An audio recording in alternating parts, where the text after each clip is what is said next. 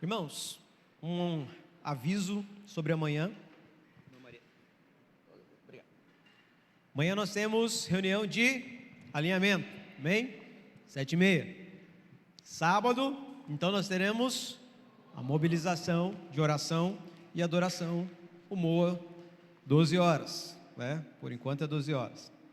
Amém? Então esteja preparado para esses dois eventos dessa semana. Então amanhã à noite, o discipulado nosso de quarta-feira, aqueles que estão nos grupos participando dessa geração do discipulado já retornaram quarta-feira passada e nos outros dias, nos outros grupos que tem, um dia diferenciado. Mas amanhã retomamos com a reunião de alinhamento, 7h30, sábado, primeiro movimento de nossa mobilização de oração do ano, tá? 6 da manhã do sábado até 6 da tarde nós estaremos aqui em nome de Jesus. Então não falte, divulgue aí. Eu já mandei no grupo hoje, mas eu mando de novo amanhã, relembrando da nossa reunião de amanhã à noite. Amém? Glória a Deus. Irmãos, eu quero dar continuidade no assunto que eu vim desenvolvendo. Essa já vai ser a terceira mensagem sobre o assunto. E se você não assistiu, lá no nosso canal do YouTube você tem as outras duas mensagens, amém? Talvez seja importante que esse assunto é importante para você, então é importante que você assista as outras duas mensagens também, ok? Na primeira mensagem, então, eu falei um pouco sobre as diferenças, eu vou retomar isso agora. Semana passada eu preguei sobre os inimigos da vocação, e aí eu estou mais focando em vocação, e hoje eu quero falar sobre como desenvolver sua vocação, amém? Retomando alguns conceitos aqui para aqueles que não assistiram, ou para deixarmos mais claro, eu estou falando sobre vocação, mas ela está dentro de um apanhado ou um geral de assuntos, que eu quero didaticamente separar da forma. Propósito é aquilo que é o maior de todos, é o mais abrangente, é o motivo da nossa existência como seres humanos, sermos o objeto do amor de Deus, mantendo o relacionamento com Ele e glorificando. Propósito, você nasceu com esse propósito já. Você não precisa adivinhar seu propósito, você não precisa buscar saber seu propósito, você já sabe, amém? Você só tem que viver seu propósito. Isso é algo que é comum para nós e nós estamos aqui por isso, amém? Agora, chamado ou vocação, e aí eu uso as duas palavras intercambiáveis, é o porquê você faz, é o que sempre queima por dentro e sempre acaba voltando nisso. Você, volta nesse assunto, volta nesse ponto, independente do que você está fazendo atualmente. Independente da tua profissão, independente do que você está estudando, algo dentro de você, isso é a tua vocação, teu chamado. As missões são aquilo que você vai fazer por períodos específicos, ou por tempos específicos, ou por números específicos. São tarefas, metas que você vai cumprir durante a sua jornada. E missões você pode fazer de diversas formas. Umas que estão bem intrinsecamente envolvidas com o teu chamado, outras nem tanto, ok? E aptidão é aquilo que eu falo sobre habilidades e dons, dividindo habilidades naquilo que você nasceu, e eu falei sobre múltiplas inteligências, de um psicólogo americano, e dons eu caracterizo aquilo que veio de forma sobrenatural pelo Espírito de Deus que Ele te dá. Essas duas coisas, habilidade e dons, nos dá uma ideia do que seria. Eu vou ter que parar para a foto. Sabe como fazer sorrindo hoje? Vou fazer. Sempre fica melhor sorrindo, né? Só que tem um problema, essas fotos assim de baixo para cima a gente engorda. Eu esqueci disso, eu devia pedir para subir aqui. Na próxima eu peço. Vou colocar vocês em situações complicadas, pessoal da mídia. Isso é sério, viu? Se você tirar foto de baixo para cima, você engorda. Você quer emagrecer de cima para baixo.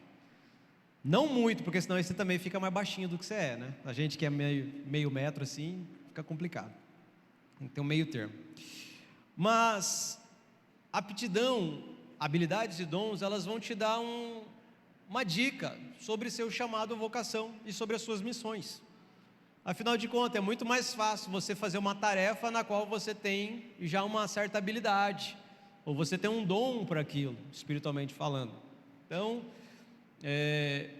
às vezes, o que eu venho falando um pouco sobre esse assunto, principalmente de vocação, que muita gente tem dúvidas sobre isso. E talvez ainda ficaram com dúvida, isso não tem problema nenhum.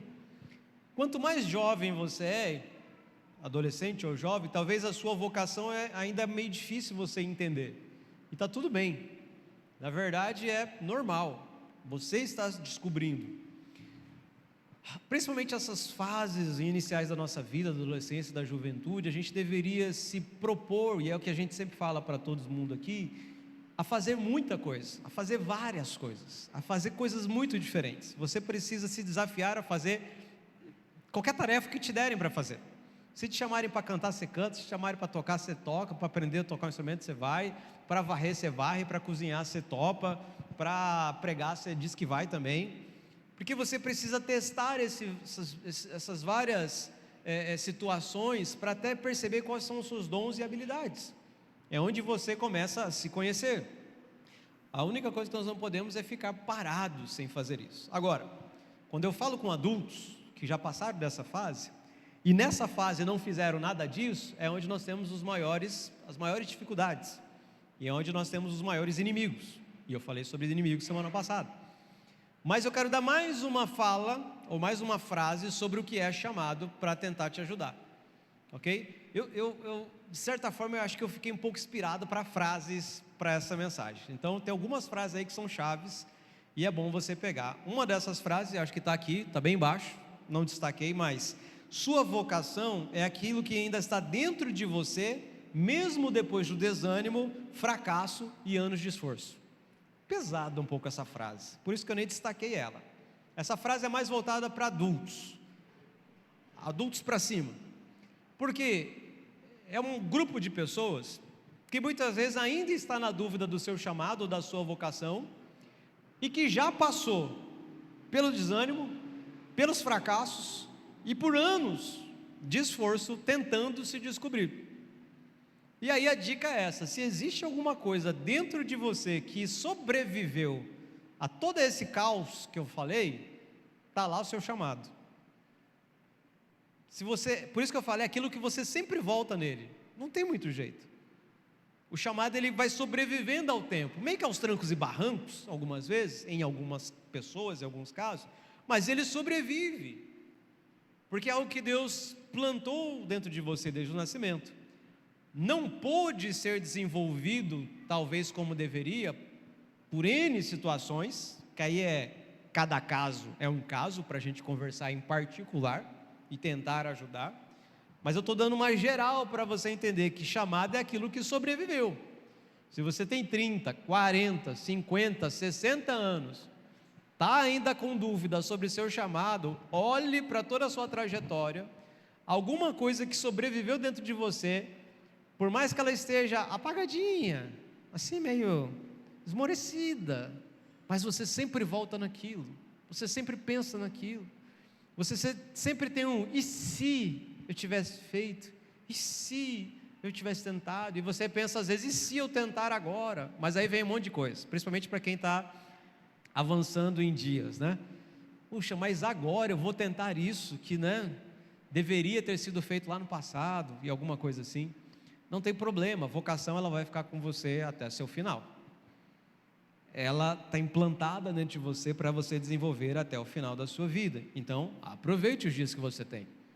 Sempre isso vai ser um assunto que, se você ainda não descobriu, ou se você ainda não está caminhando com o seu chamado, ainda vai ser um assunto importante para você. Amém? Então, quero tocar em 3 pontos hoje para desenvolver o seu chamado. Um ponto negativo com o qual a gente vai lidar, 2 pontos positivos, vamos dizer assim, ok? O primeiro ponto é lidando com dúvidas, justamente do que eu acabei de falar. Ao falar de dúvida, eu estou falando de fraqueza interna, um sofrimento interno na mente. Porque o que é dúvida? É se eu faço ou não faço, isso é dúvida. Se eu vou ou não vou, se eu compro ou não compro, se eu vendo ou não vendo, dúvida é isso. Aquele pensamento, e que faz muitas pessoas sofrerem internamente, porque principalmente se ela vive sempre com dúvida, ela vive sempre nesse desafio mental de tomar uma decisão da qual ela não está segura, porque ela não tem uma base anterior para essas decisões. Então, o problema da dúvida é isso, que causa sofrimento. A dúvida é comum para todo mundo vai passar por dúvida na vida, normal. Mas se você tem um embasamento para resolver a sua dúvida, você não vai sofrer tanto. Tanto é que algumas pessoas vão ter decisões muito mais rápidas do que outras pessoas, porque ela já tem uma base sobre a qual ela tira a sua dúvida, ou ela mede a sua dúvida e fala: bom, cabe o sim ou cabe o não dentro da minha base. A sua base de propósito, a sua base de chamada, a sua base de missão, as dúvidas elas são colocadas em cima dessa base, e então a gente resolve ela por meio da base. Mas eu não tenho convicção do meu chamado, eu não sei o que eu tenho que fazer, então a dúvida vai piorando o seu estado mental e ela vai te fazendo sofrer. Agora, de onde muitas vezes vêm as dúvidas que nós temos, tanto sobre o que fazer no futuro, ou dúvidas sobre o que você está fazendo agora? Há pessoas que pensam justamente: será que eu continuo o que eu estou fazendo ou eu paro? Será que eu deixo do que eu estou fazendo e vou fazer uma outra coisa? Às vezes ela nem pensou na outra coisa, ela só está com um problema no momento do que ela está fazendo, do que ela está vivendo. Então a dúvida está ali. E se você caminha com dúvida por muitos dias, por meses, isso vai te corroendo por dentro, a tua saúde mental vai ficando ruim. Agora eu quero dizer de onde elas vêm.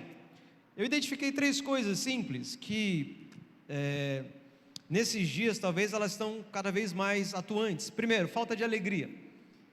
A gente às vezes tem muita dúvida do que está fazendo ou do que vai fazer, porque a gente se mede pelo que está sentindo. Então, peraí, se o que eu estou fazendo hoje não está me trazendo alegria, dúvida se eu continuo a fazer ou não. Se aquilo que está proposto para que eu faça no futuro não me parece que eu vou ter alegria nisso, dúvida se eu faço ou não faço, se eu começo ou não começo. Então a gente se mede muitas vezes pelos nossos próprios sentimentos. Agora, as suas emoções, não vou nem falar sentimentos, suas emoções, elas estão equilibradas, né? Suas emoções, elas estão equilibradas, porque emoção e sentimento é diferente. As suas emoções são aquelas reações, os sentimentos é aquilo que depois você constrói. Mas as suas emoções, elas estão equilibradas ou elas sofrem com gatilhos de traumas que você sofreu no passado? Está entendendo isso?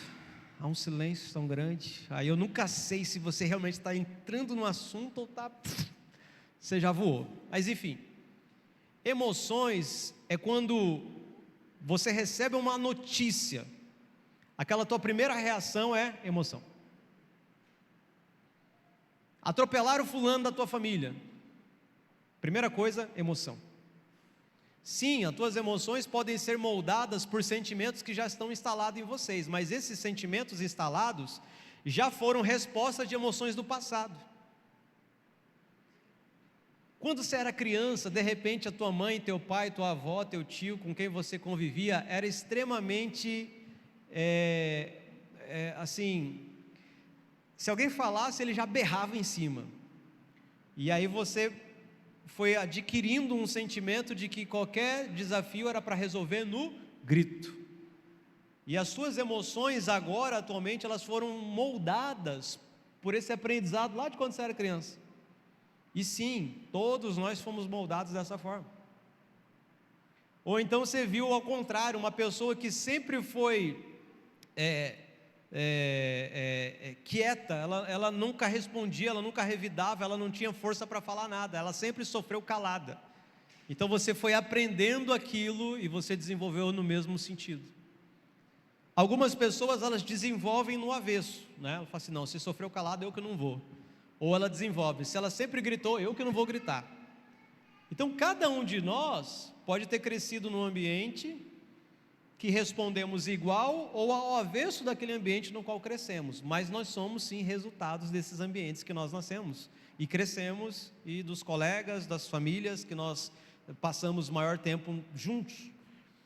E aí a gente, é natural isso. O que acontece é que nós não repensamos isso enquanto estamos crescendo e amadurecendo, e é como se fizesse assim: ah não, isso é parte de mim já, e vai ser assim, e está tudo certo.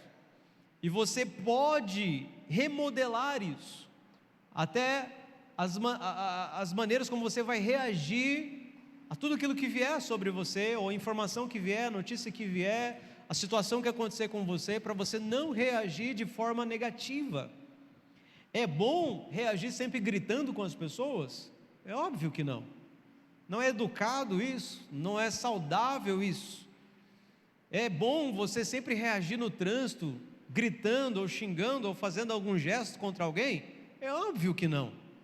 Não é nem só porque você é crente, mas ainda mais porque você é crente, você não deveria fazer isso, né?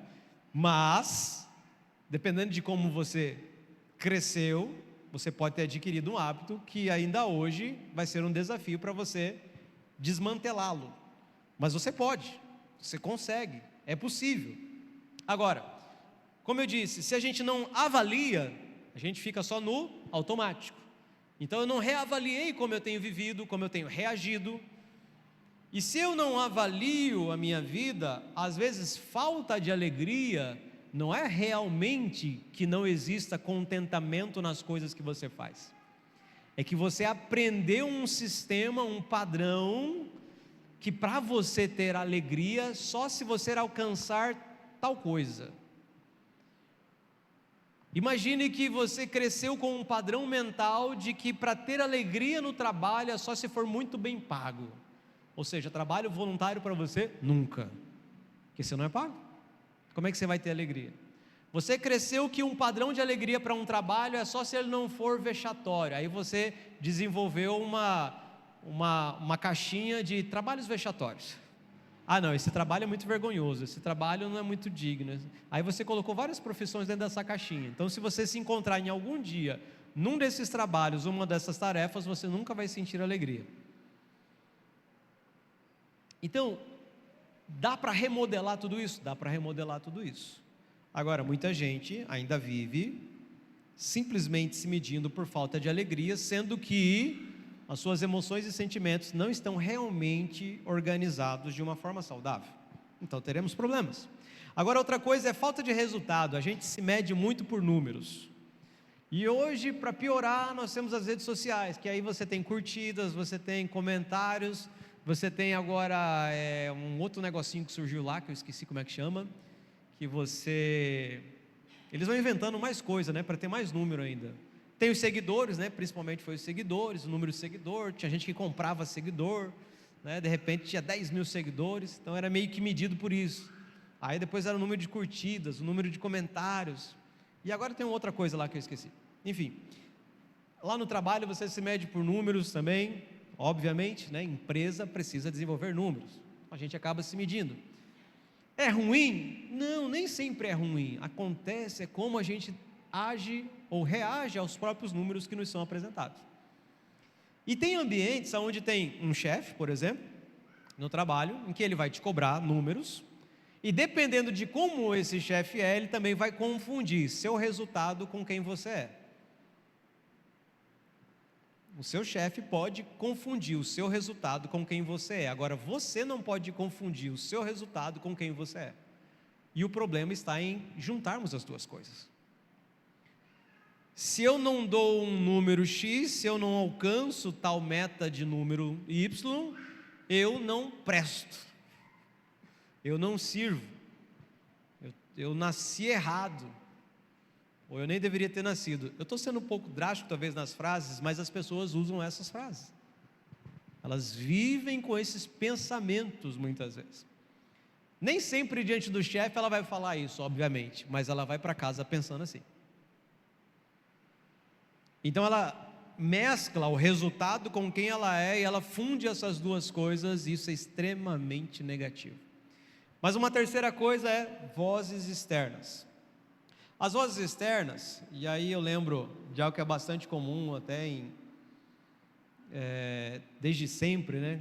Aquela história de que quando as famílias se reuniam, aí vinha uma tia, uma mãe e falava: olha, seu primo já passou na faculdade de medicina, ou seu primo já virou advogado, o seu primo já passou no concurso, e você quando, e você quando, e você quando? Então existiam famílias que tinham esses pequenos embates quando elas se juntavam, né? Alguém vinha sempre falar para o fulaninho que o outro primo, né? E aí surgiu até aquela frase assim, né? Que triste ser primo do fulano, Porque imagina ser comparado ao Elon Musk, por exemplo.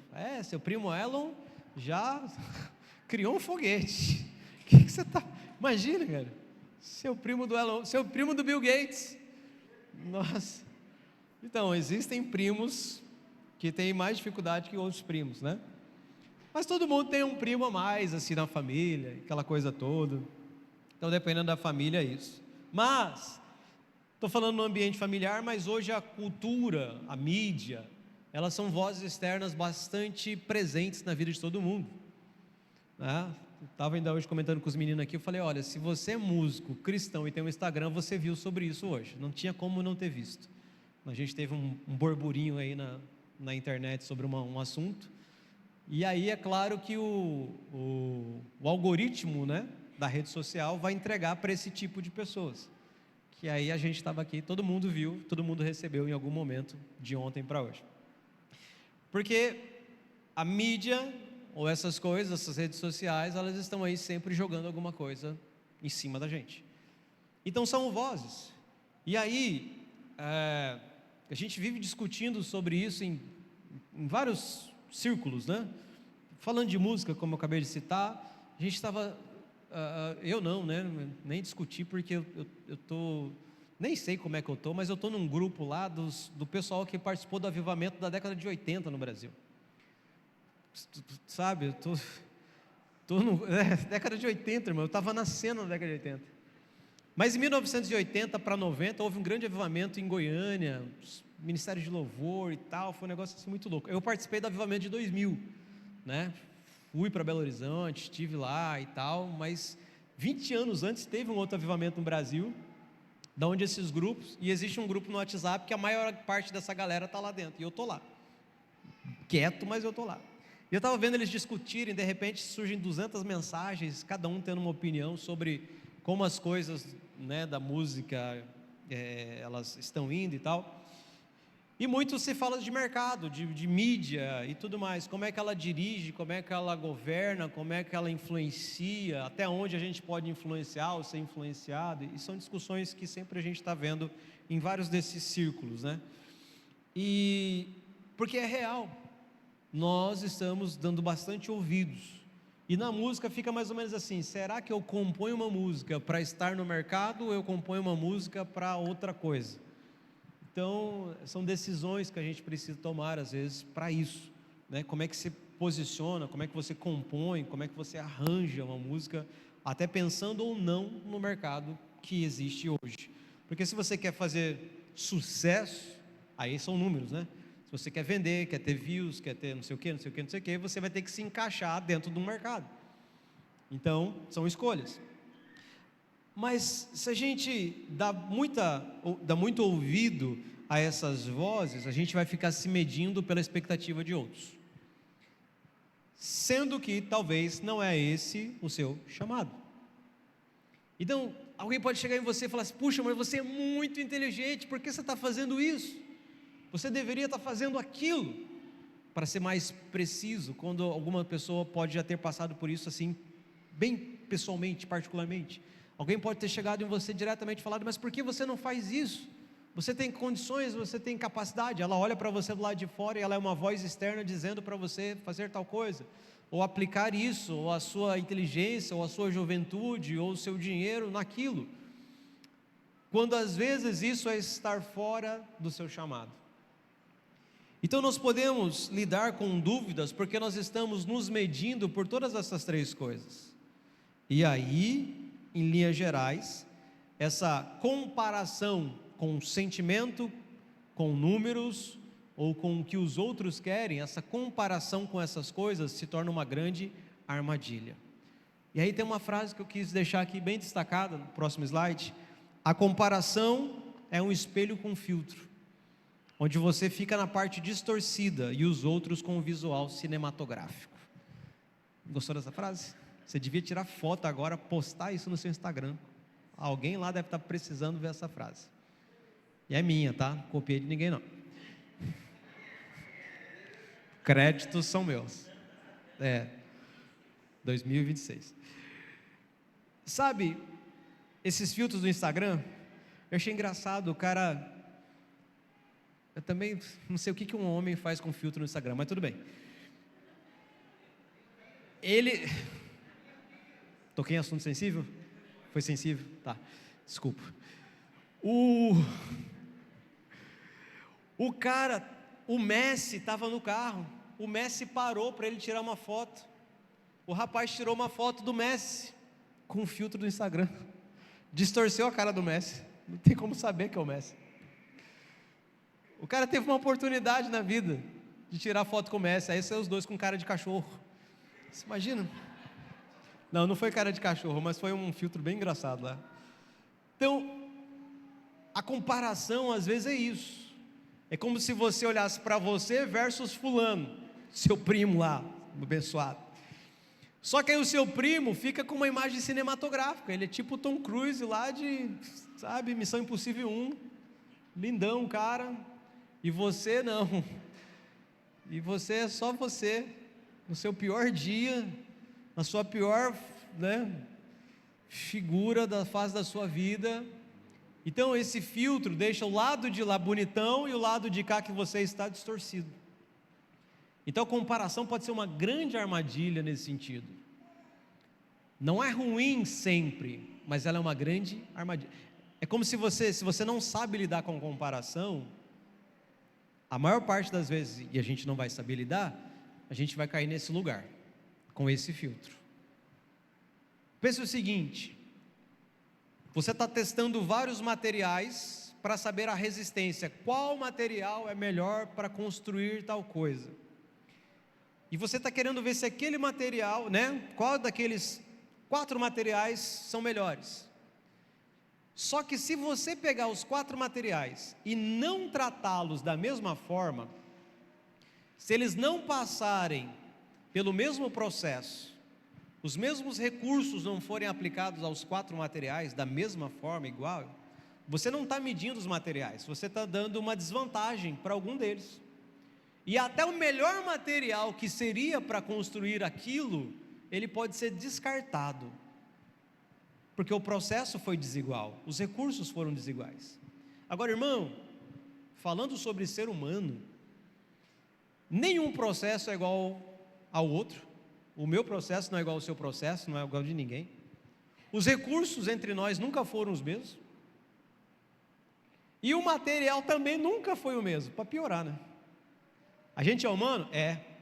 Mas a gente, mesmo sendo humano, não é exatamente o mesmo material. Então a comparação, ela tem que ficar no nível muito superficial para a gente não errar. Tem que ser muito superficial. Muito superficial. Porque nenhum desses 3 lugares vão ser iguais. Nenhum dos 3. Então não adianta, imagine que você é lá um vendedor, você está numa equipe de vendas, e tem um vendedor A, B e C, você é o vendedor A. Só que o vendedor C estourou esse mês, aí o gerente vai falar: puxa vida, mas a loja é a mesma, o ponto é o mesmo, o telefone todo mundo tem igual, não sei o que, mas você não é igual ao vendedor C, você não é igual ao vendedor B, nenhum dos 3 são iguais. A carteira de clientes que um teve, que outro teve, é totalmente diferente. Se vocês não tiverem exatamente as mesmas ferramentas de divulgação, quem sabe mais sobre divulgar obviamente que vai sair na frente. Quem fez um cursinho de IA que seja, já saiu na frente. Que hoje você não tem antigamente era datilografia, cada ano vai mudando, Cada momento vai mudando. Aí depois a gente tinha que fazer o curso no computador. Rapaz, eu fiz o curso do computador na época que era o Windows, era o Windows de verdade. Era só janelas, era só um ficheiro, coisa louca aquilo. A gente começava no DOS, nem começava pelo Windows, era no DOS com disquete, e aí você ia aquilo. Hoje, irmão, você consegue fazer uma faculdade inteira sem saber mexer com computador, só com celular. Você não precisa mais. Assim, mudou em pouco tempo. E aí agora o curso essencial chama-se inteligência artificial.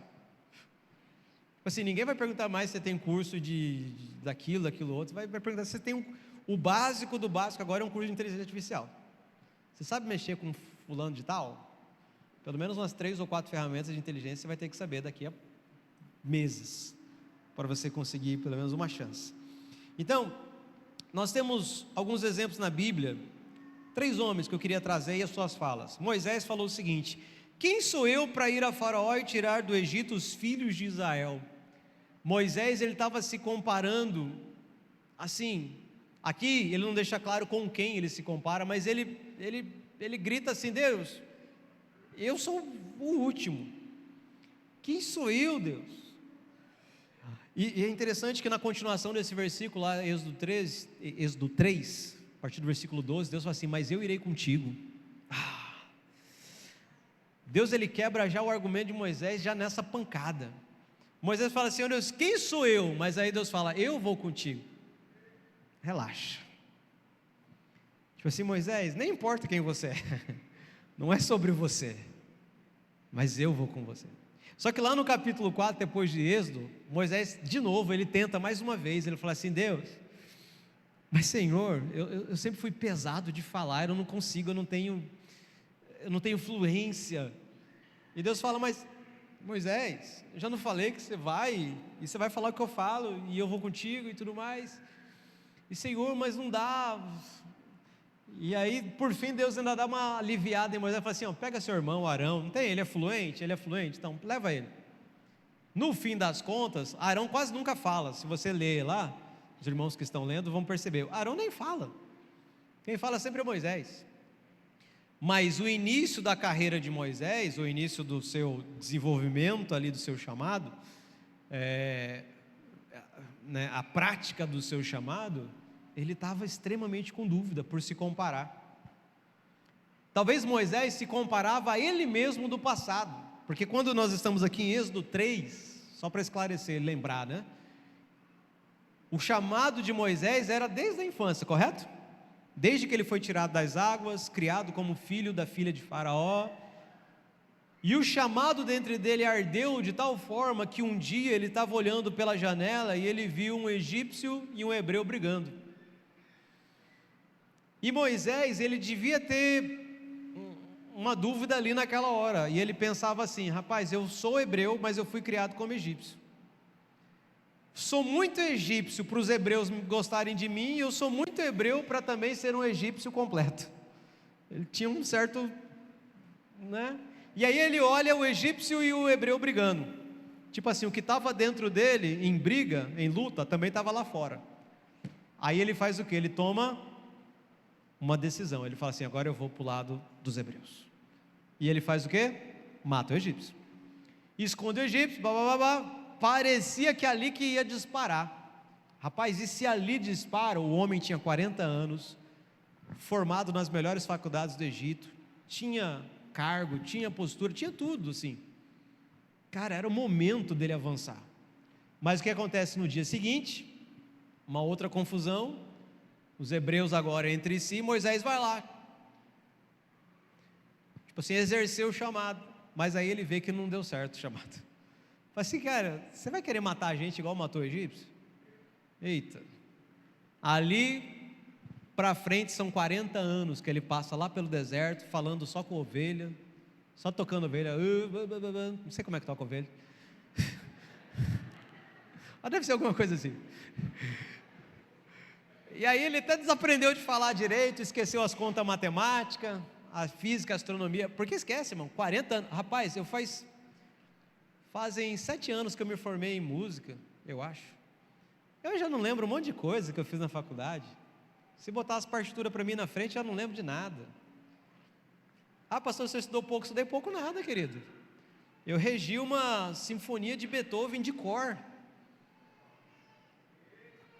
Eu tive que decorar a sinfonia de Beethoven. A professora falou assim: não quero ninguém com... Era um calhamaço desse tamanho assim, com 32 instrumentos, eu tinha que saber qualquer um dos 32.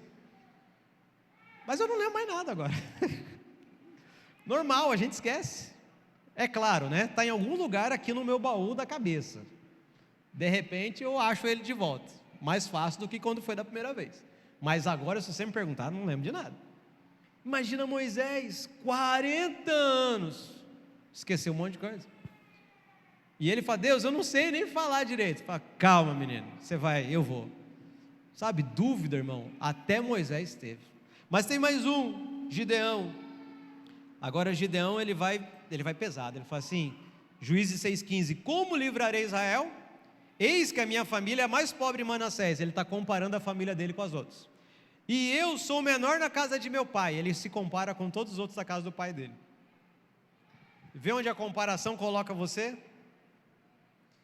Pode te colocar, né? Moisés, por 2 vezes Deus tem que falar com Moisés. Gideão já tinha ouvido assim um anjo falar assim, olha, você é forte e corajoso. Não, mas peraí, ele até gostou da frase, mas aí quando ele entendeu para que serviu o forte e corajoso, ele falou assim, não, pera, o senhor está confundindo as coisas. A minha família é a menor, e eu sou o menor da minha família. Então assim, o senhor está pegando o mínimo múltiplo comum, que sou eu. Não vai dar. E Deus vai ter que falar com ele. É você mesmo. E vai. E foi a única dúvida de Gideão, irmãos? Obviamente que não, né? Todo mundo que conhece a história de Gideão sabe quantas vezes ele tem que fazer prova com Deus. Mas a comparação estava aqui. Agora Jeremias, ele falou lá em capítulo 1, versículo 6, ah, Senhor Deus, eis que não sei falar, porque não passo de uma criança. Ele estava olhando para si mesmo e ficando em dúvida, porque ele achava que ele era muito novo, ou era como uma criança. E é legal a resposta de Deus também, porque Deus fala assim, não diga, não passo de uma criança. Irmão, pega essa aqui. Às vezes a gente fala para você, você fica meio com medo, fala, esse pessoal dessa igreja aí gosta de confissão positiva. Não é confissão positiva. Mas presta atenção no que você fala, e toma cuidado com o que você diz, para você não ficar amarrado com as suas palavras. Deus falou para Jeremias, não diga, não passo de uma criança. É a mesma coisa que a gente diz para muitos irmãos, para de declarar coisa negativa, para de falar aquilo que é ruim, para de falar que não vai, que não dá, que não consegue. Não diga, não passo de uma criança. Foi o conselho de Deus para Jeremias, é o conselho de nós para todo mundo.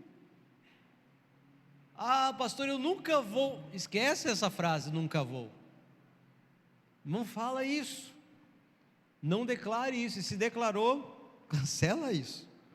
Agora, qual o problema dessa armadilha de comparação que gera dúvida?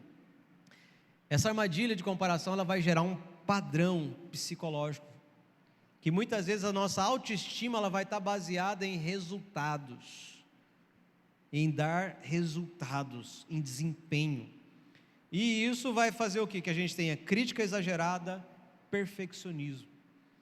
Sabe, perfeccionismo não é querer fazer bem feito. Perfeccionismo é quando se você errar, você anula a si mesmo.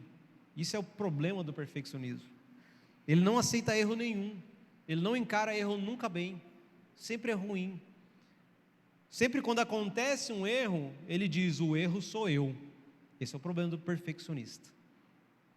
Então, geralmente pessoas que já caíram nessa armadilha, elas estão falando algumas frases assim, me sinto culpado quando descanso. Se a sua autoestima está baseada em desempenho, você se sente culpado quando você quer descansar, ou quando você está descansando. Parece que você não está fazendo nada. Sim, você não está fazendo nada. E fazer nada é bom ou ruim? Opa! Fazer nada é bom, é descansar, é ótimo, porque tem um momento para isso. Agora tem pessoas que não admitem nenhum momento para isso. Aqui é o problema. Alguma outra frase, sou inútil se não produzo. Pessoa que parece que não faz nada, se sente inútil. Só mereço quando entrego o resultado. Esse pensamento às vezes não está assim claro com todas essas palavras, mas ela está na mente da pessoa. Eu nunca faço o suficiente, preciso sempre fazer mais. O resumo disso é, eu preciso merecer existir. Aqui eu estou tocando já no assunto mais profundo de todos. Tem pessoas que precisam provar que merecem estar aqui vivos. E quando você vai chegando no mais profundo do seu abismo, você parece que tem que provar que merece estar vivo. E você não precisa provar. Você não precisa provar disso. Sabe, quando nós estamos com essa nossa autoestima baseada no desempenho, qualquer uma dessas frases pode estar na nossa cabeça. Ela vai se resumir nisso, e ela pode chegar nesse abismo profundo de que você vive tendo que merecer existir. E aí você não para de trabalhar, você não para de fazer, você não para de buscar números, você não para de querer entregar resultados. Você é uma máquina que está na correria o tempo todo, e sempre correndo, e sempre correndo, e sempre fazendo, e sempre em guerra, e sempre luta, e sempre fazendo alguma coisa. E pensar em parar já te dá um calafrio, porque parece que você não vai ter valor nenhum. E se você não está conseguindo romper com alguma coisa, ou não está conseguindo ir para frente com algo, não está conseguindo entregar resultado em algum lugar, você começa a se sentir menos. Você consegue se sentir pior. Irmãos, descanso é extremamente importante. Êxodo 34, 21 diz que Deus falando: 6 dias vocês trabalharão, mas no 7º dia vocês descansarão. Mesmo no tempo de arar e de colher, vocês deverão descansar. Olha isso. Mesmo no tempo de arar e de colher, vocês deverão descansar. Isso é uma linguagem de Deus pura para o povo de Israel, que reflete em nós até hoje. Irmão, não importa, pastor, nós estamos no melhor momento, descanse. Nós estamos no pior momento, descanse também. Não, mas é o momento que está dando, a gente precisa aproveitar agora para... Mas você precisa achar algum jeito de descansar. Descanso é extremamente essencial. E se você não consegue por causa disso, temos que mudar o padrão. E como que a gente quebra esse padrão negativo de pensar que eu preciso merecer para existir? Para alterar o padrão, lembra, semana passada eu falei sobre na nossa mente, é igual criar um caminho numa floresta. Se alguém passa por aquele mesmo caminho, começa a ver uma abertura na floresta, no mato, naquele lugar, e aí de repente todo mundo passa por lá e aquele caminho vai ficando cada vez mais claro. Na sua cabeça é assim, você tem caminhos prontos. Agora você pode criar novos caminhos. São outros padrões de pensamento, de ação e reação. Então, a primeira coisa, se você se encontra nessa dificuldade, nesse problema, você precisa entender que valor, o seu valor é diferente da sua produção. O que você é, quem você é diferente do que você faz, ou do que você gera. Então, resultado, performance não é quem você é somente aquilo que você faz. Então o pensamento correto é: eu existo, então já tenho valor. Produzir é algo que eu faço, não quem eu sou. E aí eu volto a lembrar você do que nós falamos na primeira mensagem dessa série. Deus tem um propósito em tudo que Ele faz. Você é perfeito para o propósito dEle. Você nasceu no lugar e no tempo certo. E se você está vivo, você tem um propósito. E se você está vivo, tem um propósito, você já tem valor. O seu valor já está impregnado em você, já está gravado em você. Não, algo que você faça, quanto você faça, não vai alterar o seu valor diante de Deus. Você já tem o valor. É que as vozes externas, é que a comparação com os resultados, é que a comparação às vezes com o teu próprio sentimento desregulado, vai colocando você para baixo. Se você está com a sua autoestima muito focada no seu desempenho, você não consegue ter alegria se você não está fazendo nada, irmão, é tempo de curar isso, é tempo de mudar isso, enxergar o seu valor por você já existir. Deixa eu te fazer uma pergunta pesada para refletir. Se você se acidentasse, se você ficasse numa cama por 1 ano sem fazer nada, você se sentiria inútil? Você desejaria morrer ao invés de ficar nesse lugar? Outra pergunta para melhorar isso. Como é que eu quebro isso, pastor? Outra coisa que você pode pensar. Você consegue pensar em algumas coisas dentro de você que não é o que você produz, mas quem você é, rapidamente? Qualidades suas. Não estou falando que você faz isso. Eu sei fazer bolo, eu sei fazer unha, eu sei fazer cabelo. Não é que você sabe fazer, é sobre quem você é. 4 coisas para dificultar bastante para você. Você consegue lembrar de 4 coisas que você é? Você é gentil? Essa é uma coisa que nós somos. E se eu estiver na cama, eu não vou deixar de ser. Você é alguém que tem uma palavra de esperança sempre? Não é o que você produz. Ser esperançoso, ou ser uma pessoa otimista, ou ser alguém que é caridoso, ou ser alguém, sabe, essas coisas que são realmente quem você é, não estão ligadas com o que você faz. Tudo isso não vai deixar de existir se você estivesse numa cama por um ano. Você talvez não ia fazer bolo, unha, cabelo, você não ia produzir uma roupa, você não ia fazer uma música, você não ia tocar, você não ia cantar, você não ia pregar, mas quem você é não ia deixar de existir. O seu valor não vai deixar de existir por isso. Então nós precisamos aprender a vencer esse padrão negativo, se ele existe na nossa vida. Segunda coisa, estou falando como desenvolver seu chamado. Então, primeira coisa, irmão, sobre o seu chamado, você precisa resolver a questão de como você se enxerga. Porque o seu chamado muitas vezes não vai estar de acordo com as vozes externas. Não vai ser, na hora de comparar números, algo que você fala, não, mas é que meu chamado precisa ter números maiores que os outros. Você vai poder embaralhar seu chamado se você tiver com essa armadilha da comparação. Então se livre disso. Mas agora uma coisa positiva, ouse tentar. Tentar fazer. Sabe, lá em Esther, no capítulo 4, versículo 16, quando Esther recebe a notícia do seu tio sobre o que estava acontecendo, ela então vai fazer o quê? Ela diz o seguinte: vai e reúna todos os judeus que estiverem em Suzã e jejuem por mim. Não comam nem bebam nada durante 3 dias, nem de noite nem de dia. Eu e as minhas servas também jejuaremos. Depois irei falar com o rei, ainda que seja contra a lei. Se eu tiver de morrer, morrerei.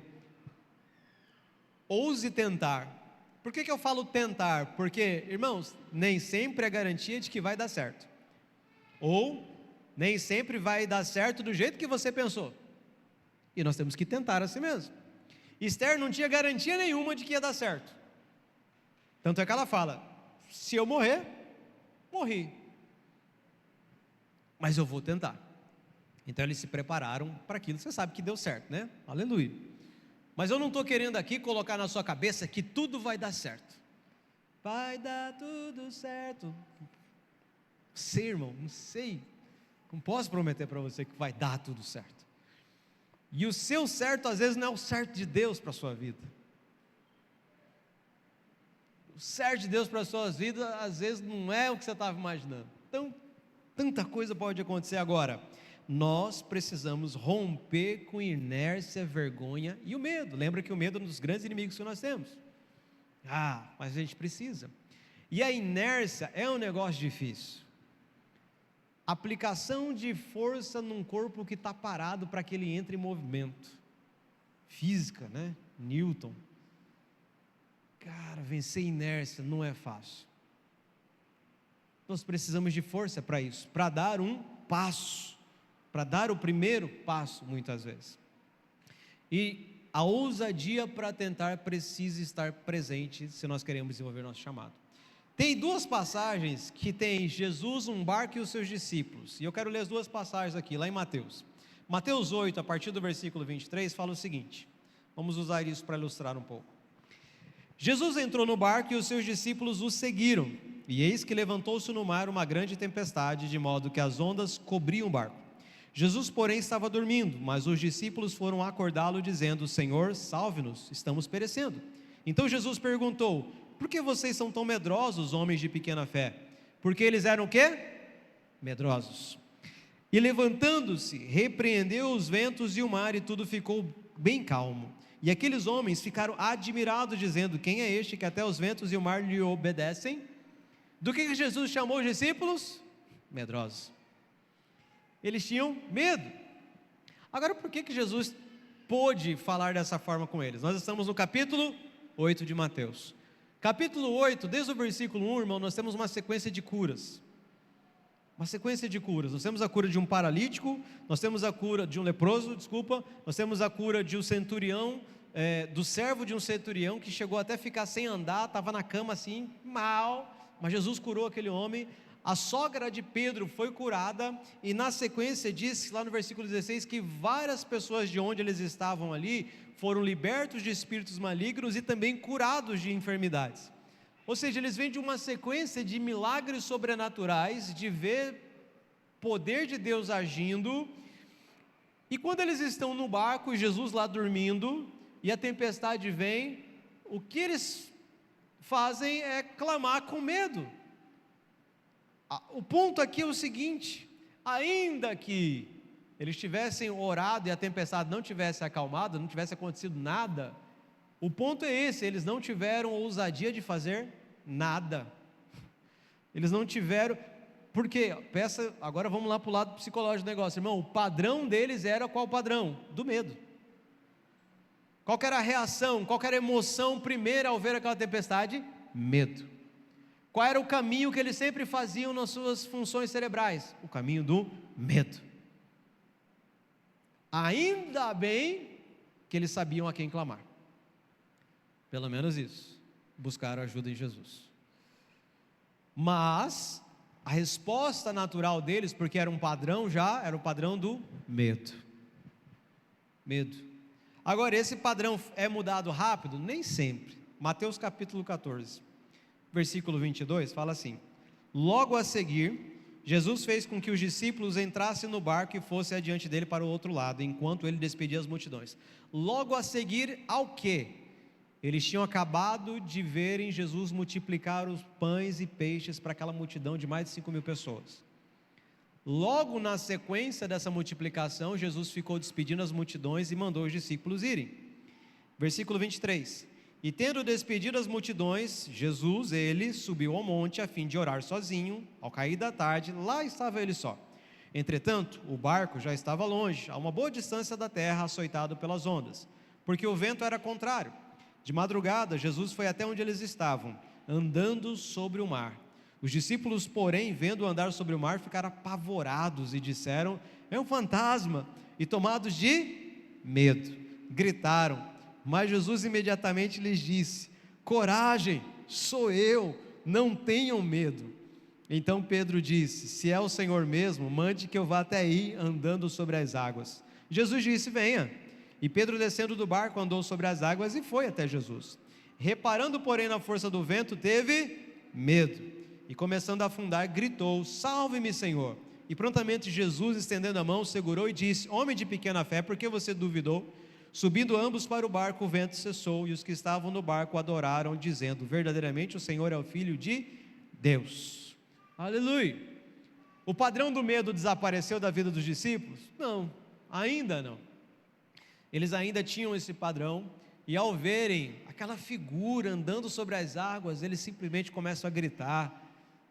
E eu dei uma risada aqui, porque eu imagino a cena, aquele bando de homens em cima daquele barco, gritando, desesperados, achando que era um fantasma. Irmãos, digo outra vez, já passamos pelo capítulo 8, um monte de cura, um monte de demônios saindo, um monte de não sei o que acontecendo. Agora uma multiplicação de pães e peixes, que eles entregaram os pães e peixes e eles recolheram os cestos. E aquele movimento, aquele dias e mais dias de andar com Jesus e fé e milagres acontecendo, aquela coisa toda. Mas eles tinham medo de uma assombração, uma visagem no mar, no meio daquelas ondas. Lá em Marcos 6, 48, eles diz em Marcos que eles estavam remando com dificuldade.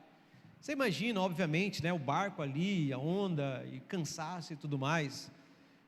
Então, eu imagino pressão disso, sabe? E a pressão do cansaço, das ondas, a pressão da noite, da escuridão, faz você voltar principalmente para o seu padrão mais forte.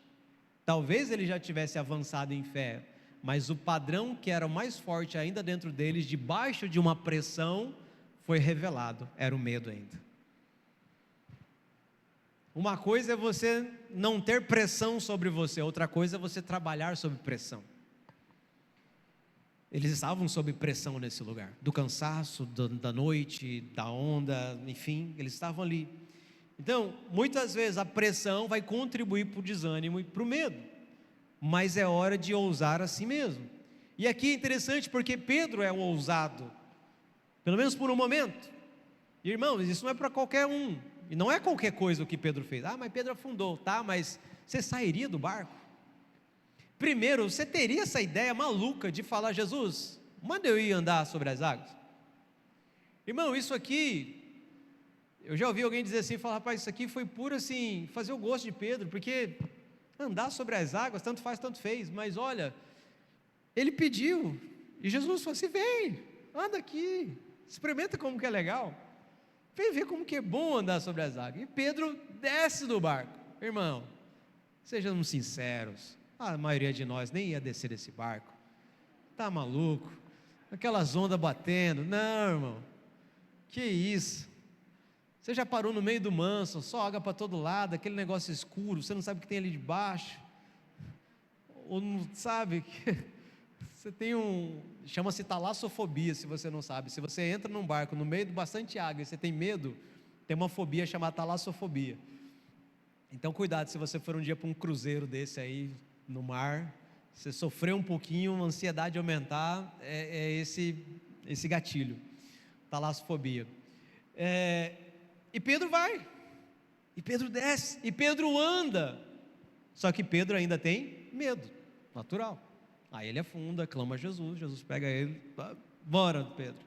Sabe, irmãos, algumas coisas que isso pode nos deixar de lição. Mesmo ouvindo a voz de Deus, venha, ande sobre as águas, e você se move em ousadia obedecendo a voz, mesmo assim, ainda vai dar trabalho. O seu chamado ainda vai ter muito trabalho envolvido. Não é assim: puxa, agora eu sei meu chamado, agora vai ser assim uma estrada reta, sem semáforo, sem quebra-mola. Não, irmão, vai ter trabalho, ainda vai ter obstáculo, e nem é sobre circunstâncias, ou não é sobre circunstâncias mudando todo o tempo na sua vida, mas é sobre você estar olhando na direção certa. Por quê? Tem coisas que vai demorar um certo tempo ainda para serem alteradas na sua jornada. Pastor, se eu orar, as circunstâncias mudam? Mudam, mas nem sempre mudam na mesma hora. Às vezes você tem que andar no meio da tempestade por um certo tempo, antes que a tempestade se acalme. Você vai ter que andar assim mesmo. Eu não tenho que esperar a tempestade passar para eu andar? Não. Você anda assim mesmo, com as ondas. A tempestade não tinha acalmado, Pedro estava andando no meio daquilo. Irmão, mesmo que você ouça a voz de Deus claramente sobre o seu chamado, ou sobre até uma missão que você tem que fazer por esses dias, uma tarefa, haverão desafios, obstáculos, e você vai precisar estar sempre mantendo o seu olhar na direção certa, que é Jesus, a pessoa certa. Então entenda, nós temos que pensar que esses discípulos tiveram essa experiência com Jesus. Jesus sobe no barco, e aí ele acalma a tempestade. Uau, mais uma vez Jesus traz repouso, traz paz, traz descanso, porque chega sempre esse momento onde Jesus muda a circunstância e vem descanso, porque eles precisavam se refazer, eles estavam indo para uma outra missão, e eles estariam então para o outro lado lá da margem, para onde eles estavam, para uma nova missão. Descanso, eles precisavam disso e eles tiveram. Volto de novo no assunto descanso, porque descanso é sempre importante. Irmão, o primeiro dia da existência do homem foi dia de descanso. Deus trabalha 6 dias, cria o homem no 6º dia, o 7º dia Deus descansou. Então o primeiro dia de vida do homem era um dia dele ficar descansando. Não é que o padrão da vida ideal seja descanso. Não é que você trabalha para poder descansar. Tem gente que vive assim. Também não. Na verdade, você descansa para trabalhar melhor. Trabalho nunca foi consequência do pecado, já se trabalhava antes do pecado. Trabalho não vai terminar depois que Cristo voltar, nós vamos continuar trabalhando. Agora, tudo que nós devemos fazer é a partir do descanso. Então o trabalho é a partir do descanso. Então eu descanso, porque o descanso é o lugar, é o meu porto seguro, é de onde as embarcações saem e chegam.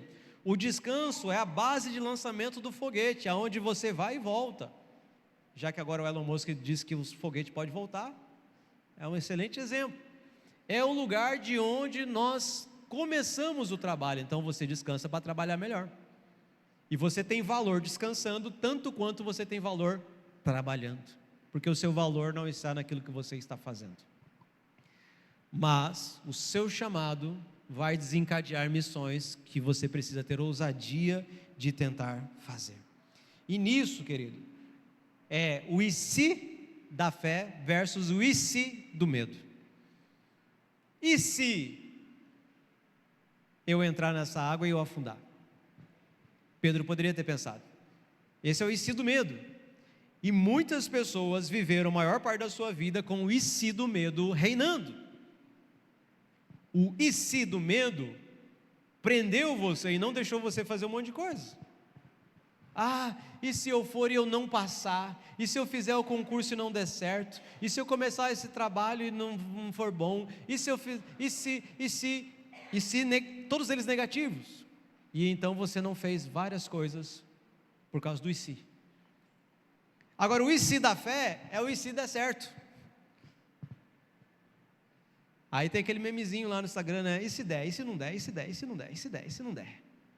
Ali tem o e se da fé e o e se do medo. O e se da fé fala assim: e se ele me chamar para andar sobre as águas? Eu vou. E se ele me chamar para fazer tal coisa? Eu vou. E se eu orar e a pessoa ser curada? Então eu vou orar. Geralmente a pessoa pode pensar: e se eu orar e ela não for curada? Esse é o e se do medo. Irmão, esquece o e se do medo. Pensa: e se eu orar e ela for curada? E se eu postar agora esse versículo e alguém pedir uma oração? Agora eu não sei, para alguns isso é medo, para alguns isso é fé. Porque talvez para alguns, né, dá medo. E se ela pedir oração, o que eu faço? Não, você já tem que estar vendo isso, que a melhor coisa que você vai ter é alguém entrando no seu Instagram agora e falando assim: fulano, ora por mim. Eu sofro de comparação, eu sofro de dúvida, eu sofro de autoestima baseada em desempenho, eu estou sofrendo por causa do medo. E essa pessoa fala assim: me conte mais sobre isso. Mas irmãos, isso está dentro do teu propósito, não é nem dentro do teu chamado, é dentro do teu propósito. Teu propósito não é glorificar a Deus? Obviamente que qualquer lugar que você falar de Deus, você vai glorificar a Ele. Então fale dele nas suas redes sociais, aproveite isso. Então, ousadia é crer no lado positivo da possibilidade. Adriano Dantas 2026, a frase é minha também. Então entenda, ousadia é crer no lado positivo da possibilidade. É óbvio, Pedro podia falar assim: mas se eu pisar e não der certo? Ele ia ficar no barco, mas ele pensou: e se eu pisar e dar certo? Então ele pisou e foi. É pensar do lado positivo da possibilidade. Se você passou muito tempo da sua vida abraçando o e se do medo, agora é hora de você romper com a inércia e abraçar o e se da fé. E se eu seguir o meu chamado? O que vai acontecer? Porque alguns aqui não é que sofrem de não saber sobre o chamado, sofrem de não querer abraçar o chamado. E se você abraçar o chamado e der certo? É porque às vezes você entra em dilemas. Eu queria falar sobre dilemas hoje, mas já estourou meu tempo, eu não consegui nem chegar no terceiro ponto. Não sei o que eu vou fazer, mas eu vou terminar de hoje. Mas dilema, talvez mensagem 4. Mas deixa eu ler 3 versículos com você. O e se da fé. Romanos 10:9. Se com a boca você confessar Jesus como Senhor e em seu coração crer que Deus o ressuscitou dentre os mortos, você será salvo. João 11:40, Jesus respondeu: eu não disse a você que se cresce, veria a glória de Deus? Está falando com Marta. Marcos 11:23, porque em verdade lhes digo que se alguém disser a este monte, levante-se e jogue-se no mar, e não duvidar no seu coração, mas crer que se fará o que diz, assim será com ele. Jesus sempre nos chama para o e se da fé. Se você crê, se você crê, se você crê. Então pense no que vai acontecer se você crer de verdade. Pense no que vai acontecer se você obedecer o seu chamado. Se aquilo que queima dentro do teu coração você persistir, que é o terceiro ponto. Porque persistência é uma força interna. Persistir é tentar mais de uma vez naquilo que você está querendo. Porque nem sempre dá certo da primeira vez, mas você não desiste, você tenta outra vez. Isso é ser persistente. Agora, persistência ou perseverança saudável não é aguentar tudo e fazer qualquer coisa de qualquer jeito, a qualquer custo. mas é saber continuar sem você se perder no processo, sem você ficar doente, sem você se afundar, sem você vender seu chamado. O chamado não deve ser alcançado a qualquer custo, entenda, porque tem pessoas que aí elas ficam idolatrando o seu próprio chamado e esquecem do Deus que deu o chamado para elas. Isso é um problema. 4 atributos de uma perseverança saudável. Primeiro, autorregulação. É quando você consegue ajustar o comportamento, em vez de agir no automático, na impulsividade. Neemias capítulos 4 e capítulo 5 diz que quando eles estavam construindo o muro lá em Jerusalém, os inimigos, tem um versículo que diz assim, que 10 vezes eles ouviram dizer que eles viriam de todos os lados contra eles. Imagina, você está fazendo algo e 10 vezes repetem a frase que vão vir para acabar com você. Irmão, que pressão, né? Mas o que Neemias fez com o seu grupo lá nos capítulos 4 e 5? Eles terminaram de construir o muro, criaram estratégias, mas eles não foram impulsivos, eles não foram atrás, eles não foram responder com guerra, eles usaram estratégias. Ele fala assim, olha, metade faz isso, metade faz aquilo, segura a colher de pedreiro com a mão, mas deixa a espada na outra, coloca a espada aqui no cinturão, trabalha, faz a obra, edifica, mas esteja preparado. Eu vou estar aqui com uma pessoa que vai tocar o chofar. Se vocês ouvirem o chofar tocando, reúnam-se nesse lugar e nós vamos vencer a batalha, porque Deus é conosco. Ninguém se atreveu a vir contra eles. Em 52 dias eles terminaram os muros e isso trouxe um temor. Aqueles que queriam atacar e estavam enchendo a cabeça deles, ficaram com medo, porque Neemias estava confiante de que Deus era com eles. E isso é uma autorregulação. Provérbio 16:32 é interessante porque eu lembrei do texto eu vi o texto de Provérbios e lembrei de Neemias. Provérbios 16:32 fala, é melhor ter paciência do que ser herói de guerra. O que domina o seu espírito é melhor do que o que conquista uma cidade. Então, o domínio próprio, lembre-se disso, Gálatas capítulo 5, um dos frutos do Espírito, domínio próprio. Isso é autorregulação. Pode vir de Deus para a sua vida e você ser uma pessoa autorregulada. Segundo atributo, tolerância à frustração. É quando você não se implode, você não colapsa quando alguma coisa não sai como esperado. Não é que você nunca vai ser frustrado, não é isso. Sentir frustração é uma coisa, agora deixar ser dominado ou se acabar pela frustração, esse é o problema. 1 Samuel 36 diz, Davi ficou muito angustiado, pois o povo falava de apedrejá-lo, porque todos estavam amargurados, cada um por causa de seus filhos e suas filhas, mas Davi se reanimou no Senhor seu Deus. O que aconteceu? Davi saiu com os homens, venceu uma guerra e deixou a cidade sem ninguém assim, sem nenhuma guarda. Quando eles voltam, a cidade estava incendiada, mulheres e crianças, todas elas aprisionadas. Um povo inimigo tinha invadido a cidade, levou o filho de Davi, levou a esposa de Davi. E aí aqueles soldados que estavam com Davi na luta, que foram vitoriosos com Davi, olha só a cena mudando totalmente, né? Puxa, estou vindo uma vitória, agora o povo que venceu comigo quer me apedrejar. O que eu faço? Olha a cena, a frustração de tudo isso. Mas Davi na hora diz que ele se reanimou no Senhor seu Deus. Você sabe o que vai ser o final dessa história? Ele consegue convencer o povo, os seus soldados, a irem atrás desses inimigos, alcançam os inimigos, vencem os inimigos, trazem todas as mulheres e as crianças, tudo que eles tinham levado e mais coisas ainda do despojo de guerra. Porque eles aprenderam, ou Davi tinha aprendido a não ser vencido por frustração. Motivação de longo prazo, terceiro atributo. Manter um esforço sustentado por um sentido maior. Isso é uma característica de quem é perseverante ou persistente.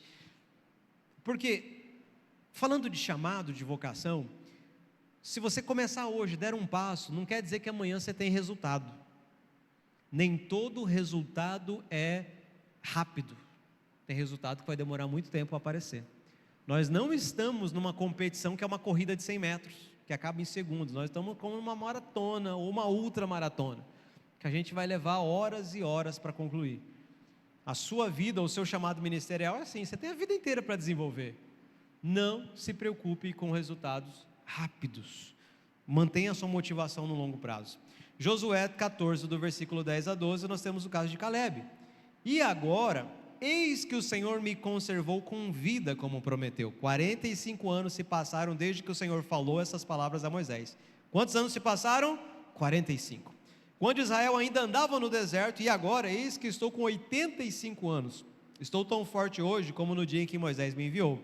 A força que eu tinha naquele dia, eu ainda tenho agora, tanto para combater na guerra, como para fazer o que for necessário. Dê-me agora este monte que o Senhor falou naquele dia, pois naquele dia você ouviu que lá estavam os anaquins morando em cidades grandes e fortificadas. Se o Senhor Deus estiver comigo, poderei expulsá-los como Ele mesmo prometeu. Irmão, o chamado é isso, vocação é isso, vai andar com você por mais de 45 anos. Então fique tranquilo, mantenha a sua motivação de longo prazo, até que você veja completo. E o quarto atributo é a resiliência. Resiliência é um termo da física também, que é a capacidade de um material, depois que ele sofreu pressão, depois que ele foi até mesmo remodelado, ele volta ao seu estado natural. É aquele ferro que entortou, mas desentorta. Ele volta como ele estava antes. São capacidades de alguns materiais de serem resilientes. No mundo corporativo agora fala-se em resiliência 2.0, é um novo termo, que diz que uma pessoa não só ela volta, mas ela volta melhor e mais forte ainda. É como se aquilo que aconteceu com ela, ela não se dobrou, ou ela não quebrou, ela pode se dobrar, mas quando ela retorna maior e mais forte do que foi anteriormente. É um conceito novo, mas faz parte. Resiliência é capacidade de sermos flexíveis e duradouros, temos recuperação numa questão de tempo. Gênesis 45, 5. Agora, pois, não fiquem tristes nem irritados contra vocês mesmos por terem me vendido para cá, porque foi para a preservação da vida que Deus me enviou adiante de vocês. Quem disse isso? José. José tinha um sonho, ou vários sonhos, né? Teve vários sonhos, e nesses sonhos ele governava e tudo mais, mas ele vai parar no poço. Do poço ele é vendido como escravo. Escravo ele vai parar na casa de Potifar. Da casa de Potifar ele sofre um golpe da esposa de Potifar, vai parar na cadeia. Da cadeia então ele conhece lá o padeiro, o copeiro do rei, que é daí que ele vai para o palácio do rei. Irmão, tinha que ser resiliente para aguentar essa história toda de traição, de engano, de mentira, e de parece que sempre retornar a 1.0, a um poço, a uma prisão, a uma cadeia. Mas ele manteve motivação de longo prazo, mas ele foi resiliente, porque quando ele tem a oportunidade de se vingar dos primeiros, que foram seus próprios irmãos, ele não faz nada disso. Ele fala: irmãos, esqueça, eu sou José, mas eu não sou o José que vocês pensam. Eu sou o José chamado para a preservação da vida de vocês. Eu sou um José chamado para preservar a vida do Egito inteiro. Sabe, a pessoa que ela tinha a convicção de quem ela era, então o poço não poderia tomar a sua convicção, nem a cadeia poderia tomar a sua convicção. Irmãos, que nada roube a nossa convicção. Foram os dias mal vividos, foram os lugares que você andou que você não devia ter andado, foi coisa que você fez que não era para você ter feito, que nada disso roube o seu chamado, porque não vai mesmo, o seu chamado continue dentro. Ele pode estar enfraquecido, ele pode estar enferrujado, ele pode estar um pouco dobrado, mas está na hora então de desdobrar isso. Está na hora de você se desdobrar.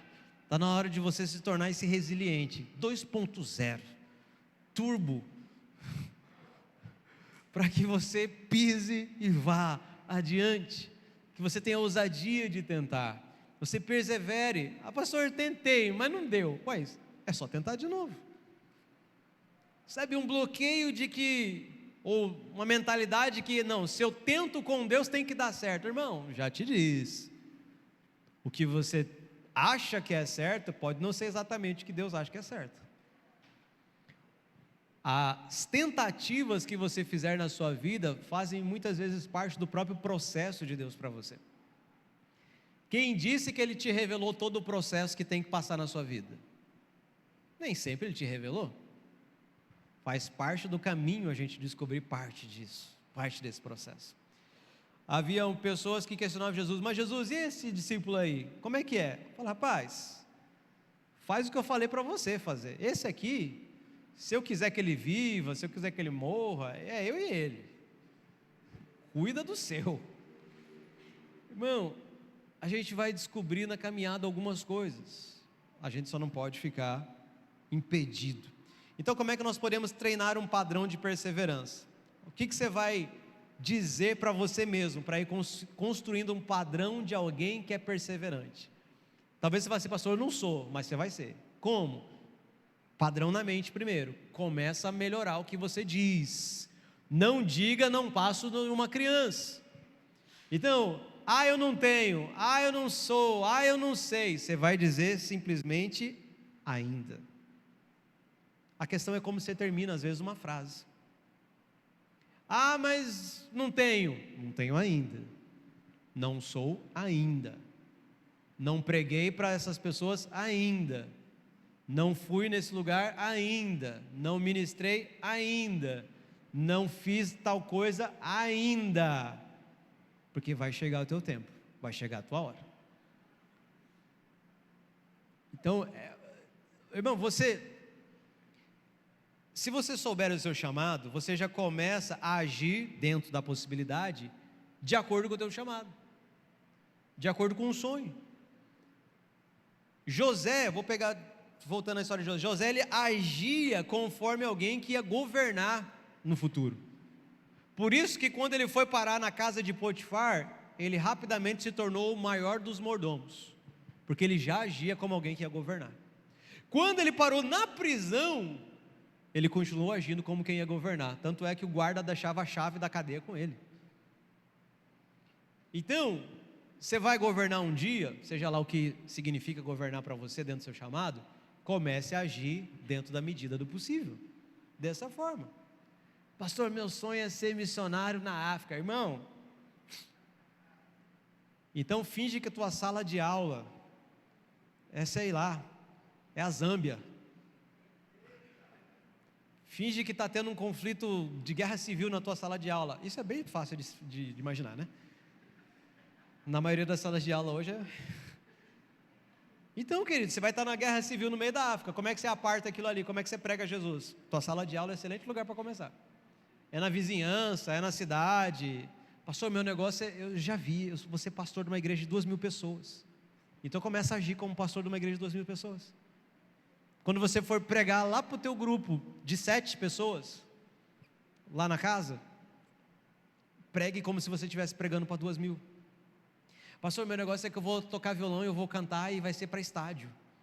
Então na hora que você fizer o louvor lá na tua casa de oração, ministra igual como você vai fazer para o estádio de 200.000 pessoas. 200.000, rapaz, agora eu joguei alto, né? Tome. Juntamos descende num lugar só. Mas enfim, bom, o Diante do Trono reuniu 2 milhões de pessoas, né, na gravação. Então, quem sabe a gente volte a fazer isso no futuro. Mas faça agora, dentro do possível, como se você já fosse dentro do teu chamado. Para encerrar, conclusão. Sua vocação, fique em pé, que é para já você esticar as pernas. Eu vou acabar. Esses slides vão estar lá no aplicativo nosso, amém? Assim que postarem o vídeo da pregação, você vai ter os slides lá também para você relembrar. Sua vocação é uma responsabilidade que Deus plantou no seu interior para você cultivar. Eu gosto de pensar nessa questão do cultivo, porque lembre que você tem um trabalho a fazer com o seu chamado. Ele não veio pronto. Você alimenta, a fortalece, põe lenha para queimar nessa sua vocação. Esse é teu trabalho. A importância do seu chamado não é medido pela comparação de resultados com ninguém. Com ninguém, lembre-se, não tem como comparar exatamente. Mas a importância do seu chamado, ele é medido por Deus pela fidelidade com aquele que te presenteou.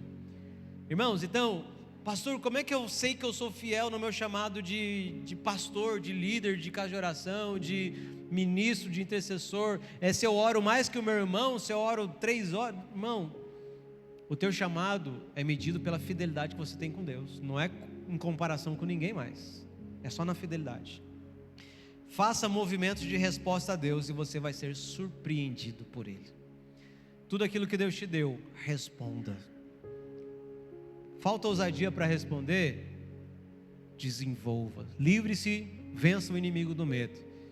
Comece a romper em ousadia, comece a dar passos, comece a olhar e enxergar o teu chamado sendo cumprido, sendo vivido já, dentro das circunstâncias que você tem. Ele não vai ser do jeito que talvez você enxergou ele no futuro, mas agora você já começa a viver ele na possibilidade que você tem. Rompa com seus inimigos, desenvolva seu chamado para você continuar glorificando a Deus com a vida e com o chamado, a vocação que Ele te deu, em nome de Jesus. Feche os seus olhos por um instante. Senhor, nós queremos entregar esse momento ao Senhor, queremos entregar essa reunião a Ti, essa palavra. Nós queremos colocar a nossa vida diante do Senhor aqui, para que o Senhor possa romper dentro de nós aquilo que precisa, possa quebrar aquilo que precisa ser quebrado, para que nós possamos caminhar em liberdade, para a Tua glória, Senhor. Nós estamos aqui orando a Ti, no nome de Jesus, amém e amém. Irmãos, eu tenho que fazer um chamado à ação nessa noite. Se você quer desenvolver seu chamado, vem aqui à frente, quero orar com você, uma oração mais específica. Se você sente que você precisa desenvolver o teu chamado em um desses 3 pontos, seja vencendo a dúvida, seja sendo mais ousado, ou seja sendo perseverante, vem aqui na frente, vamos impor as mãos sobre você e abençoar a sua vida. Você já sabe que para desenvolver o teu chamado vai ter que ter ação, né? Vai ter que ter movimento. Então pelo menos faça um movimento nessa noite, vem aqui à frente. Se é para você, se você está tranquilo, pode ficar aqui no teu lugar. O Senhor, eu entendo que Deus pede para a gente continuar no assunto, porque Ele está trabalhando com não só uma pessoa, mas com várias pessoas ao mesmo tempo. Então, como eu disse, às vezes o assunto você começou a entender, mas ainda tem particularidades da sua vida.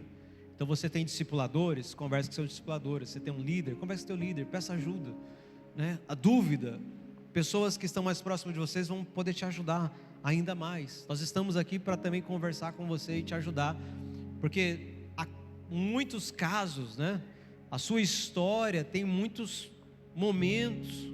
Às vezes a gente precisa conversar e olhar lá atrás, para entender o porquê que a dúvida está governando, porquê que o medo está governando, e vencermos isso juntos, amém?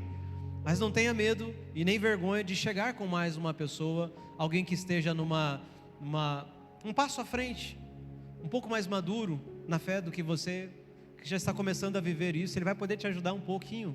Sim, todos nós podemos nos ajudar aqui, amém? Então eu quero convidar e desafiar você também nos próximos dias a procurar alguém, se você acha que precisa, para conversar sobre isso. Se você quiser conversar comigo também, me chame, a gente pode conversar, não tem problema.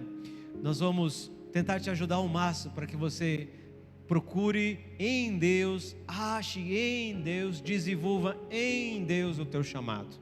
Teu chamado não sou eu quem dá, não é a apóstola Regina, não é nenhum de nós aqui. Nós não estamos dando o teu chamado foi Deus quem deu. Nós estamos ajudando você a caminhar no seu chamado, estamos ajudando você a progredir, a avançar, a desenvolver teu chamado e a tua vocação, amém? Então, os intercessores, impõem as mãos sobre os irmãos. Se eles tiverem um pedido em específico, ouçam. Se você quiser falar o que você quer que receber a oração, peça. O intercessor vai orar mais específico, senão ele já sabe que você quer desenvolver teu chamado, e ele vai orar por isso, amém? Às vezes você já tem um chamado e só está com medo, peça a oração nesse sentido, mais especificamente, ele vai orar para você. Às vezes você sabe que você precisa ser perseverante, você desiste muito fácil, você desanimou, você desistiu, então você precisa perseverar. Vamos orar por você no sentido de perseverança, e você vai começar a perseverar no seu chamado para a glória de Deus. Enquanto nós estamos orando e abençoando essas vidas, alguém que nos visita nessa noite, que gostaria de entregar a sua vida para Jesus, se você quer colocar a sua vida diante de Jesus como Senhor e Salvador, eu quero que você levante uma das suas mãos aí, você que está nas cadeiras. Nós vamos orar e abençoar você. Se você quer entregar a sua vida para Jesus, você quer recebê-lo como seu Senhor e Salvador, porque você entendeu que Ele morreu naquela cruz por você, para que você tivesse vida eterna, só levantar uma das suas mãos, nós vamos abençoar você aí onde você estiver, em nome de Jesus.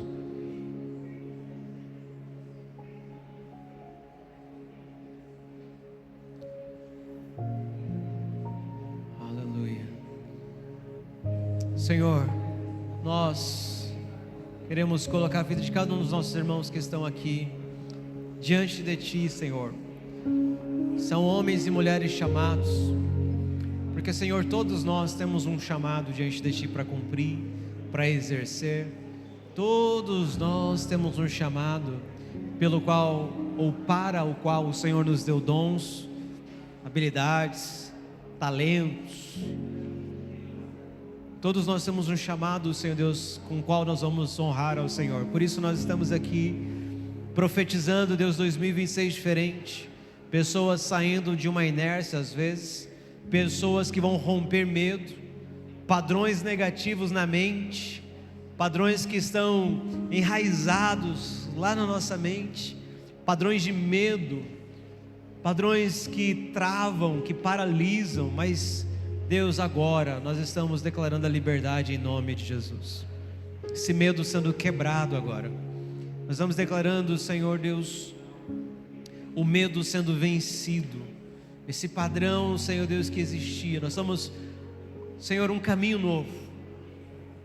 O Senhor é Deus de milagres. Deus que pode fazer um caminho no deserto. O que seria então difícil para o Senhor? O Senhor pode fazer um caminho novo no pensamento de qualquer um aqui, Deus. Um pensamento que vai responder com fé e não com medo. Mas nós nos entregamos ao Senhor para isso, para que o Senhor faça em nós. Nós reconhecemos que precisamos de Ti, reconhecemos que necessitamos, reconhecemos que o Senhor pode, e por isso nós estamos aqui pedindo ao Senhor, o Deus dos nossos dias, Deus da nossa vida, que haja, que nos abençoe, que opere Teu milagre, que libere uma unção que quebra todo o jugo, que libere uma unção agora, que acenda o fogo, que libere uma unção agora, Senhor Deus, que ponha lenha para queimar no coração de todo que é chamado, Senhor. Nós estamos aqui neste mundo para glorificar ao Senhor, com as nossas profissões, com as nossas habilidades, com aquilo que o Senhor nos deu, seja em qualquer área, Senhor. Nós vamos ser os missionários desse lugar, honrando, glorificando ao Senhor, influenciando nessa geração, influenciando nessa sociedade com o nosso chamado, para a glória do Teu santo nome, Senhor, em nome de Jesus, em nome de Jesus, em nome de Jesus. Amém, amém, amém. Que você seja abençoado, amém. Você pode sentar por um instante aí na sua cadeira. Nós vamos ter alguns recados. Só lembrando os irmãos.